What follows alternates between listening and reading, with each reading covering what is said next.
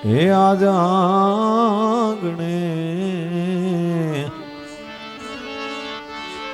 અરે ઊભી રે ઇન્દ્રાણી ઓલી લક્ષ્મી લોભાણી રે ઊભી રે ઇન્દ્રાણી હામી અને લક્ષ્મી લોભાણી રે મળ તારા રે એ જ ઘરના ભરવા છે પાણી રે એ નંદરાણી તારે એ આંગણે આજ કવિઓએ જશોદાને કીધું છે કે હે માં એવી રીતે કેટલા જન્મના પુણ્ય ભેગા કર્યા આજ અખિલ બ્રહ્માંડનો અધિપતિ તારે ઘેરે રમવા આવ્યો કલ્પના કરો ઈ જશોદાના આંગણાના શું વખાણ કરવા અરે એના આંગણામાં અતિથિ ધર્મ હતો સાધુ સંતો બ્રાહ્મણો આંગણામાં આવતા નંદ બાબા એની સેવા કરતા આંગણામાં પતિવ્રતા ધર્મ હતો આંગણાનો ધર્મ પરિપક્વ થયો ને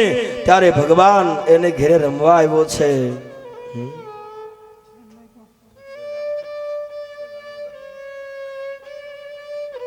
માં ભગવતી લક્ષ્મી આજ ગોકુળના આકાશ માર્ગે ફરતી હોય અને જશોદાને વિનંતી કરતી હોય હે માં હે જગદંબા મને તારા ઘરનું પાણી ભરવા દે તારા ઘરની હું છાશ વલોવું ગાયોની સેવા કરું હે માં તારા ઘરનું પાણી ભરવું એ મારો અધિકાર છે કારણ મારો ભરથાર તારે ઘરે દીકરો બનીને આવ્યો છે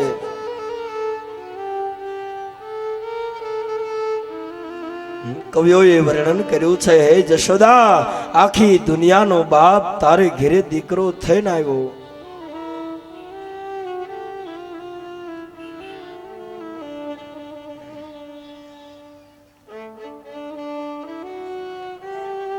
હે યશોદા આજ ભગવાન પારણામાં ફૂટ્યા છે સુખદેવજી વર્ણન કરે હે રાજન બરસાનામાંથી જતેપુરામાંથી આજ વૃંદાવનમાંથી તમામ ગોપ ગોપીઓ દોડી દોડી અને નંદ બાબાને વધાઈઓ આપે છે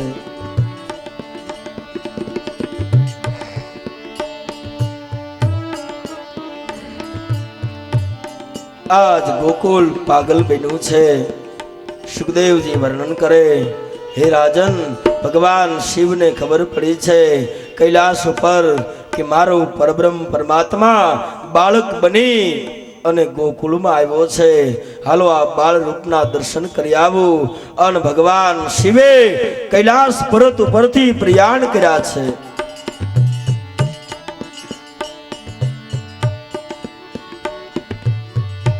બરોબર યમુનાજીનો કિનારો આવ્યો અને ગોકુળની જ્યાં સામે દ્રષ્ટિ કરે ત્યાં તો કોઈ ગોપીઓ બજારમાં દોડે છે કોઈના હાથમાં માખણ છે કોઈના હાથમાં મિશ્રી છે અરે કોઈના હાથમાં પુષ્પમાં ટોપલા છે કોઈના હાથમાં અબીલ ઉડે છે કોઈ ગલાલ ઉડાડે છે આજ ભગવાન શિવ આ ચિત્ર જોઈ અને ભગવાનને સમાધિ લાગી છે ધન્ય છે ગોકુળને અરે ધન્ય છે આ ગોપીઓને કોઈ ગોપી દધી મંથન કરી રહી છે આજ ગાયો ભાંભરે છે યમુનાજીનું જળ ખળખળ વહે છે આજ સુંદર વાતાવરણ ગોકુળનું છે અને ભગવાને વિચાર કર્યો કઈ રીતે ગોકુળમાં જાઓ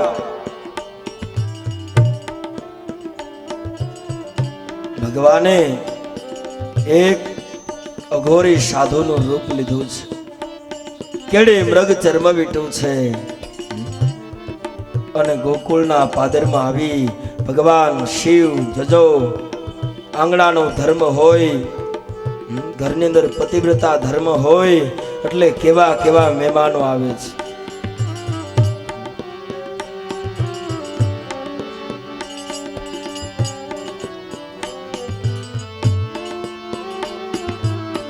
આગળ વાત કરીને જો ઘરની અંદર આંગણાનો ધર્મ હશે પતિવ્રતા ધર્મ હશે આંગણામાં સાધુ સંતો બ્રાહ્મણોની સેવા થતી હશે. એ આંગણામાં એક વખત અખિલ બ્રહ્માંડનો માલિક આવશે અને હવે ત્રિલોકનો અધિપતિ ભગવાન ચંદ્રશેખર ગોકુળના પાદરમાં આવી અને નંદ બાબાનું આંગણું પૂછે છે કે ભાઈ મારે નંદ બાબાને ઘેરે જવું છે.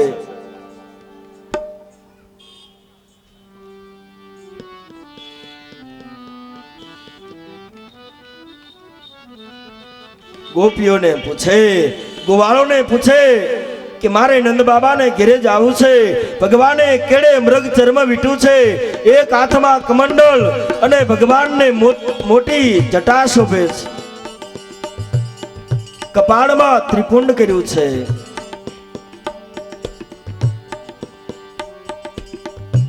અલખ જગા કે જોગી આયા તોર દ્વારે, અલખ જગા કે જોગી આયા તોર દ્વાર, આયા તોર દ્વાર મૈયા આયા તોર દ્વાર, કનૈયા કા દીદાર કરને આયા તોર દ્વાર, કનૈયા કા દીદાર કરને આયા તોર દ્વાર. આજ ભગવાન ગોપીઓને પૂછે, ગોવાળોને પૂછે, ગોકુળની ગલીઓમાં આજ ત્રિલોકનો અધિપતિ ભગવાન શિવ ફરે છે. માથે મોટી જટા શોભે છે, કપાળમાં ભગવાને ત્રિપુંડ કર્યું છે. અંગ વિભૂતિ ગલે રૂંઢમાલા ડમ ડમ ડમ, અંગ વિભૂતિ ગલે રૂંઢમાલા ડમ ડમ ડમ રૂએ બજાને વાલા. ભગવાને અંગ ઉપર ભસ્મ ચોળી છે, કપાળમાં ત્રિપુંડ કર્યું છે, એક હાથમાં કમંડળ શોભે છે. સાધુનું રૂપ આજ ભગવાન શિવે લીધું છે. है गले में सर्पों का है हार, गले में सर्पों का है हार, कन्हैया का दीदार करने आया तोर द्वार, कन्हैया का દીદાર કરને. ગોકુળની બજારમાં ફરે આકાશ માર્ગે દેવતાઓ આજ આ ચિત્ર જોવા માટે આવ્યા છે.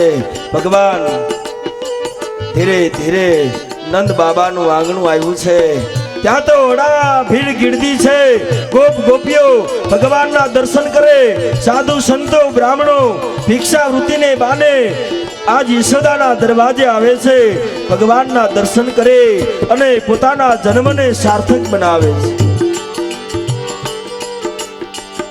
દરવાજે આવી અને ભગવાને શબ્દ નાખ્યો છે, અલખ નિરંજન. માં યશોદા નંદ બાબા આજ ભગવાન કૃષ્ણને રમાડે છે. તમામ ગોપીઓ કોઈ તિલક કરે, કોઈ લાલાને હિચકાવે. દિવ્ય વાતાવરણ છે. એમાં જશોદાના કાને શબ્દ પડ્યા, મહારાજ મારે આંગણે કોઈ સંત આવ્યા છે. હાથમાં ભિક્ષા વૃત્તિ, ભિક્ષા પાત્રમાં ભિક્ષા ભરી અને માં યશોદા સંતને ભિક્ષા આપવા માટે દરવાજે જાય છે. લે ભિક્ષા निकली नंद रानी, भिक्षा लेके जसोदा जी आए, जोगी को देख कर यूं घबराए. આજ ભગવાન શિવનું રૂપ જોયું, માથે મોટી જટા છે. અરે ભગવાનના લાલ નેત્રો છે. અઘોરી સાધુનું રૂપ લઈ અને આજ ભગવાન શિવ આવ્યા છે. એક હાથમાં કમંડળ, કેડ ઉપર મૃગ ચર્મ શોભે છે, આખા શરીરે ભસ્મ ચોળી છે. હે જોગી મેરો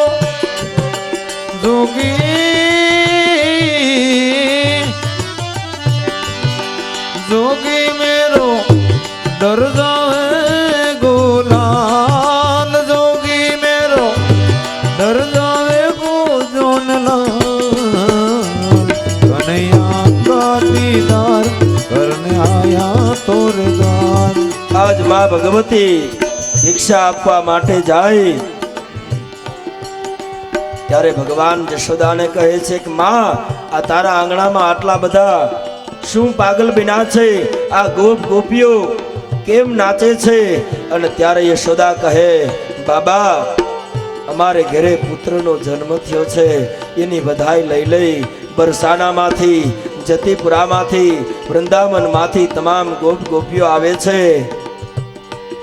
ત્યારે ભગવાન કહે, માં, ઈ તારા લાલાના મારે દર્શન કરવા છે, મને દર્શન કરાવી દે. યશોદા કહે, નહીં મહારાજ, આ તમારું રૂપ તો જુઓ, આ તમારા રૂપને જોઈ અને મારો લાલો ડરી જાય મહારાજ, હજી તો 2 દિવસનો થયો છે. અને ભગવાન શિવ વિનંતી કરે, માં, તારા લાલાના મારે દર્શન કરવા. ભેદ નહોતો, ભેદ આપણે ઉભો કર્યો છે.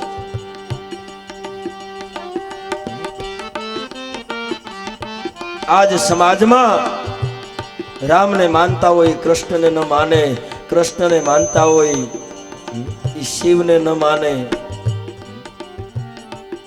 અરે શિવ બોલે નહીં. વિચાર કરો, શિવ નામ ન લે. કપડું સિવાડવા માટે જવું હોય તો કપડું સિવાડવું છે એમ પણ ન બોલે. આ શાસ્ત્રમાં ક્યાંય બતાવ્યું નથી, આ કોઈ જ્ઞાન નથી, પણ આ મારી તમારી સમાજની એક જડતા છે. હવે કૃષ્ણમાં રામની અંદર તો ભેદ જોવે, પણ અમુક તો કૃષ્ણમાં ભેદ જોવે. જે ગોકુળના કૃષ્ણ 11 વર્ષ ને 52 દિવસની ભગવાને જે લીલા કરી એ કૃષ્ણને માને, પછી મથુરામાં ગયા દ્વારકાના કૃષ્ણ, આ કૃષ્ણને ન માને. આ સમાજની કરુણા છે, આ કોઈ જ્ઞાન નથી, આ એક જીવની જડતા છે.